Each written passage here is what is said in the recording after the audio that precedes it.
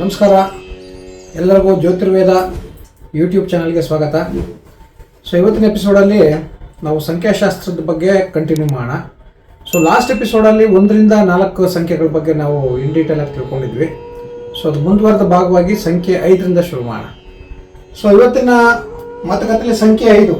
So ಸಂಖ್ಯೆ 5ರಲ್ಲಿ ಬಂದರೆ ಯಾರ್ಯಾರು ಜನ್ಮ ಸಂಖ್ಯೆ ಅಥವಾ ಡೇಟ್ ಆಫ್ ಬರ್ತ್ 5ನೇ ತಾರೀಕು, 14ನೇ ತಾರೀಕು ಅಥವಾ 23ನೇ ತಾರೀಕು ಹುಟ್ಟಿದವರೆಲ್ಲ ಜನ್ಮ ಸಂಖ್ಯೆ ಬಂದು 5 ಆಗುತ್ತೆ.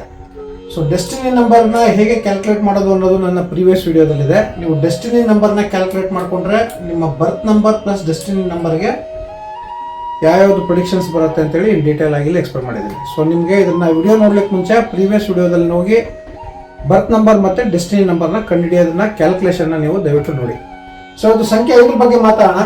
ಸೊ ಸಂಖ್ಯೆ 5. ಸೊ ಸಂಖ್ಯೆ 5 ಅಂದರೆ ನ್ಯೂಮರಾಲಜಿಯಲ್ಲಿ ಮರ್ಕ್ಯೂರಿ ಅಂತೇಳಿ ಬರುತ್ತೆ. ಸೊ ಮರ್ಕ್ಯೂರಿ ಅಂದರೆ ಬುಧ. ಸೊ ಬುಧ ಗ್ರಹ ಬಂದು ಸಂಖ್ಯೆ 5ಅನ್ನು ರೆಪ್ರೆಸೆಂಟ್ ಮಾಡೋದು.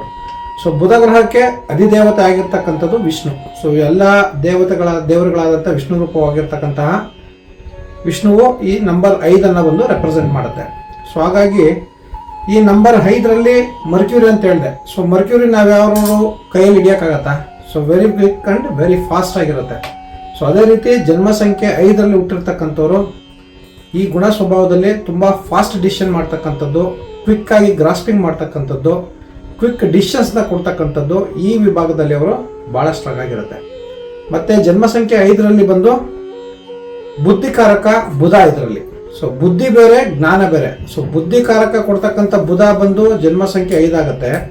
ಜ್ಞಾನವನ್ನು ಕೊಡ್ತಕ್ಕಂಥದ್ದು ಜನ್ಮ ಸಂಖ್ಯೆ 3 ಆಗುತ್ತೆ. ಸೊ ಇದರಲ್ಲಿ 2 ಡಿಫರೆನ್ಸ್ ಇದೆ. ಸೊ ಜ್ಞಾನವೇ ಬೇರೆ, ಬುದ್ಧಿಯೇ ಬೇರೆ. ಸೊ ಜ್ಞಾನ ಅಂತಂದರೆ ನಮ್ಮ ತಿಳುವಳಿಕೆ ಆಗ್ಬೋದು, ನಮ್ಮ ಅರಿವಾಗ್ಬೋದು, ಆ ಥರದ್ದೆಲ್ಲ ಜ್ಞಾನಕ್ಕೆ ಬರುತ್ತೆ. ಬುದ್ಧಿವಂತಿಕೆ ಅಂತಂದರೆ ಈ ಬುಧ ಕಾರಕನಾಗಿರ್ತಕ್ಕಂಥದ್ದು ಯಾವುದೇ ಕೆಲಸ ಕಾರ್ಯಗಳಲ್ಲಿ ಮಾಡಲಿ, ಯಾವುದೇ ಒಂದು ಏನಾದ್ರು ಮಾಡ್ಲಿಕ್ಕೆ ಹೋದಾಗಲೂ ಅವರು ನನಗೆ ಇದರಲ್ಲಿ ಏನು ಬರುತ್ತೆ, ಇದರಲ್ಲಿ ನನಗೆ ಏನು ಪ್ರಾಫಿಟ್ ಇದೆ, ಸೊ ಇದರಲ್ಲಿ ನಾನು ಹಾಕಿದ್ರೆ ನನಗೇನಾದ್ರು ಸಿಗತ್ತಾ, ಸೊ ಆ ಥರ ಯೋಚನೆಗಳು, ಮೆಂಟಾಲಿಟಿಗಳು ಈ ಸಂಖ್ಯೆ 5, 14, 23ರಲ್ಲಿ ಹುಟ್ಟಿದವ್ರಿಗೆ ಭಾಳಷ್ಟು ಇರುತ್ತೆ. ಸೊ ಅವರು basically they are the calculation mind oriented.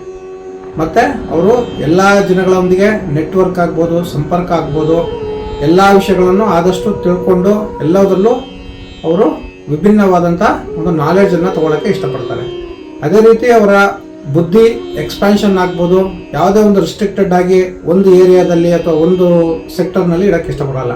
ಅವರು ಸಾಕಷ್ಟು ವಿಭಾಗಗಳಲ್ಲಿ ಎಲ್ಲ ಥರದಲ್ಲೂ ಅವರು ಬುದ್ಧಿಯನ್ನು ಉಪಯೋಗಿಸಿ ಅಲ್ಲಿ ಏನಾದ್ರು ಇನ್ವೆಸ್ಟ್ಮೆಂಟ್ ಮಾಡ್ತಕ್ಕಂಥದ್ದು, ಅದರಿಂದ ಪ್ರಾಫಿಟ್ ಪಡಿತಕ್ಕಂಥದ್ದು, ಆ ಥರದ್ದೆಲ್ಲ ಭಾಳ ಹೆಚ್ಚಾಗಿ ಇರುತ್ತೆ. ಅದೇ ರೀತಿ ಅವರು ಬುಧ ಜಾತಕದವರು ಸಂಖ್ಯೆ ನಂಬರ್ 5ರವರು ಇವರು ಕೊಡ್ತಕ್ಕಂತಹ ಸಾಕಷ್ಟು ಸಜೆಷನ್ಸ್ಗಳಾಗ್ಬೋದು, ಯಾವ್ದಾದ್ರು ಇನ್ವೆಸ್ಟ್ಮೆಂಟ್ ಪ್ಲಾನ್ಗಳಾಗ್ಬೋದು, ಯಾವ್ದಾದ್ರು ಫೈನಾನ್ಷಿಯಲ್ ನಿಮಗೆ ಸಮಸ್ಯೆಗಳಾಗ್ಬೋದು, ಅದೆಲ್ಲದರಲ್ಲೂ ಕೂಡ ಸಂಖ್ಯೆ 5ರಲ್ಲಿ ಇರ್ತಕ್ಕಂಥವ್ರದ್ದು ಸಜೆಷನ್ಸ್ನ ತೊಗೊಂಡ್ರೆ ಬಹಳ ಉತ್ತಮವಾಗಿರುತ್ತೆ. ನಾನು ಹಾಗೆ ಮೊದಲೇ ಹೇಳ್ದಾಗೇನೆ ಅವರು ಯಾವುದೇ ಕೆಲಸದಲ್ಲಾಗಲಿ ಕ್ಯಾಲ್ಕುಲೇಷನ್ ಓರಿಯೆಂಟೆಡ್ ಇರ್ತಾರೆ. ಯಾವುದನ್ನ ಯಾವಾಗ ಮಾಡಿದ್ರೆ ಏನು ಸಿಗುತ್ತೆ, ಯಾವುದು ಇದು ಕಡಿಮೆ ಪ್ರಾಫಿಟಾ ಜಾಸ್ತಿ ಪ್ರಾಫಿಟಾ, ಇದೇನೋ ಚೀಪಾಗಿ ಸಿಗುತ್ತಾ, ಯಾವಾಗ ತೊಗೋಬೇಕು, ಯಾವಾಗ ಮಾಡಬೇಕು, ಸೊ ಈ ಥರದನ್ನೆಲ್ಲ ಅವರು ಎಸ್ಟಿಮೇಟೆಡ್ ಆಗಿ ಇಟ್ಕೊಂಡು ಅವರು ರೆಗ್ಯುಲರ್ ಡೇಸಲ್ಲಿ ಅವರು ನೋಡ್ತಾ ಹೋಗ್ತಾರೆ. ಸೊ ಇದಿಷ್ಟು ಕೂಡ ಬುಧನ ಪರಿಚಯ ಅಥವಾ ಬುಧನ ಸಂಖ್ಯೆಯಲ್ಲಿ ಹುಟ್ಟಿರ್ತಕ್ಕಂಥವರ ನ್ಯಾಚುರಲ್ ಕ್ಯಾರೆಕ್ಟರಿಸ್ಟಿಕ್ಸ್ ಇರ್ತಾರೆ.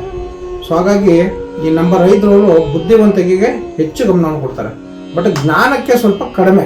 ಸೊ ಗುರು ಹಿರಿಯರಿಗೆ ರೆಸ್ಪೆಕ್ಟ್ ಕೊಡ್ತಕ್ಕಂಥದ್ದು ಅಥವಾ ಯಾವ್ದಾದ್ರು ಒಂದು ಕೆಲಸ ಕಾರ್ಯಗಳಲ್ಲಿ ಅವ್ರಿಗೆ ಹಿರಿಯರಿಗೆ ನಾವು ನಮಸ್ಕರಿಸ್ತಕ್ಕಂಥದ್ದು, ಆ ಥರದ್ದೆಲ್ಲ ಸ್ವಲ್ಪ ಕಡಿಮೆ ಇರುತ್ತೆ. ಸ್ವಲ್ಪ ದುರಹಂಕಾರವು ಕೂಡ ಹೆಚ್ಚಾಗಿರುತ್ತೆ, ಬಟ್ ಅವ್ರಿಗೆ ಬುದ್ಧಿಕಾರಕ ಭಾಳ ಹೆಚ್ಚಾಗಿರುತ್ತೆ.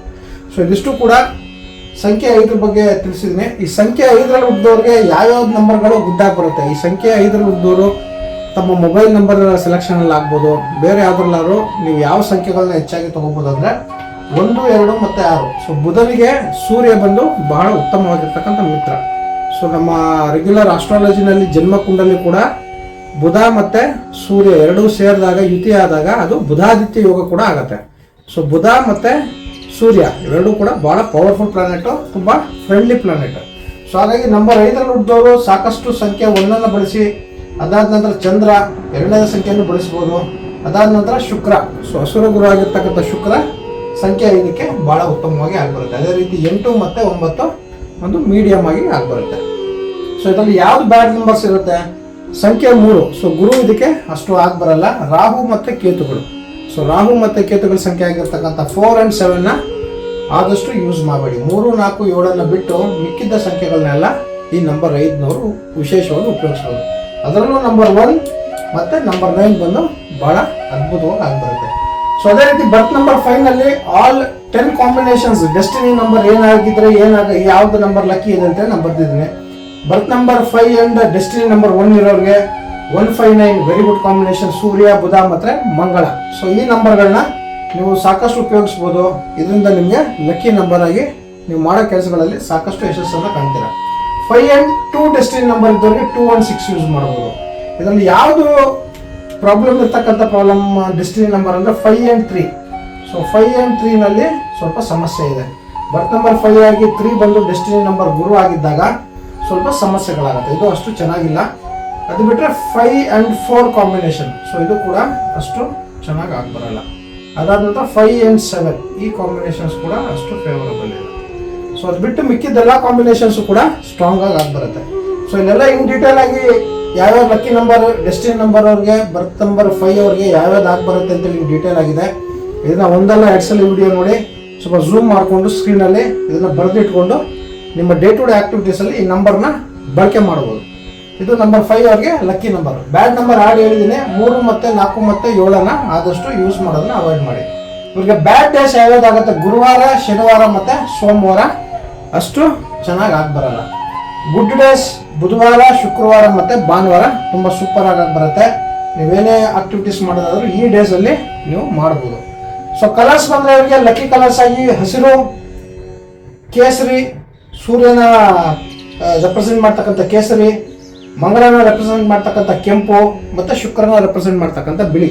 ಸೊ ಹಸಿರು, ಕೇಸರಿ, ಕೆಂಪು ಮತ್ತು ಬಿಳಿ ಇದು ಸೂಪರ್ ಆಗಿ ಬರುತ್ತೆ. ಸೊ ನೀವು ವೇರ್ ಮಾಡ್ತಕ್ಕಂಥ ಡ್ರೆಸ್ ಆಗ್ಬೋದು, ಯಾವ್ದಾದ್ರು ಪರ್ಚೇಸ್ ಮಾಡ್ಬೇಕಾದ್ರೆ ವೆಹಿಕಲ್ ಪರ್ಚೇಸ್ ಮಾಡೋ ಟೈಮಲ್ಲಿ ಕಲರ್ ಸೆಲೆಕ್ಷನ್ ಆಗ್ಬೋದು, ಬಟ್ಟೆ ಸೆಲೆಕ್ಷನ್ ಆಗ್ಬೋದು. ಅದನ್ನೆಲ್ಲ ನೀವು ಈ ಕಲರ್ಸ್ನ ಸೆಲೆಕ್ಷನ್ ಮಾಡಿ ನೀವು ಉಪಯೋಗಿಸ್ಕೋಬಹುದು. ಯಾವುದು ಬ್ಯಾಡ್ ಕಲರ್ಸ್ ಆಗುತ್ತೆ ಇವರಿಗೆ? ಎಲ್ಲೋ, ಹಳದಿ ಬರಲ್ಲ, ಕಪ್ ಬರಲ್ಲ, ಕಂದು ಕಲರ್ ಬರಲ್ಲ, ಬ್ರೌನು ಮತ್ತೆ ಗ್ರೇ ಕಲರ್. ಸೊ ಸ್ವಲ್ಪ ಗ್ರೇ ಕಲರ್ ಕೂಡ ಬರಲ್ಲ. ಈ 4 ಕಲರ್ಗಳನ್ನ ಅವಾಯ್ಡ್ ಮಾಡಿ ಈ 4 ಕಲರ್ಗಳನ್ನ ಸಾಕಷ್ಟು ನೀವು ಯೂಸ್ ಮಾಡ್ತಕ್ಕಂಥದ್ದು. ಹಾಗಾಗಿ ಈ ನಂಬರ್ ಏನು ಕೊಟ್ಟಿದ್ದೀನಿ, ಈ ನಂಬರ್ನ ನಿಮ್ಮದು ಡೇ ಟು ಡೇ ಲೈಫಲ್ಲಿ ನಿಮ್ಮ ಪಾಸ್ವರ್ಡ್ ಸೆಟ್ಟಿಂಗಲ್ಲಿ ಆಗ್ಬೋದು, ವೆಹಿಕಲ್ ನಂಬರ್ ರಿಜಿಸ್ಟ್ರೇಷನ್ ಆಗ್ಬೋದು, ಏನೇ ಅಕೌಂಟ್ ಓಪನಿಂಗಲ್ಲಿ ಏನಾದ್ರು ಆಪ್ಷನ್ಸ್ ಇದೆ ಸೆಲೆಕ್ಷನ್ ಆಗ್ಬೋದು. ಸಾಕಷ್ಟು ಬಳಸಿ. ಇದಿಷ್ಟು ಕೂಡ ಸಂಖ್ಯೆ 5 ಬಗ್ಗೆ ನ್ಯೂಮರಾಲಜಿನಲ್ಲಿ ಇರ್ತಕ್ಕಂಥ ಟಿಪ್ಸು ಮತ್ತು ಸಜೆಷನ್ಸು, ಅವರ ಕ್ಯಾರೆಕ್ಟರಿಸ್ಟಿಕ್ಸ್ ಬಗ್ಗೆ ನಾನು ಮಾತಾಡಿದ್ದೀನಿ.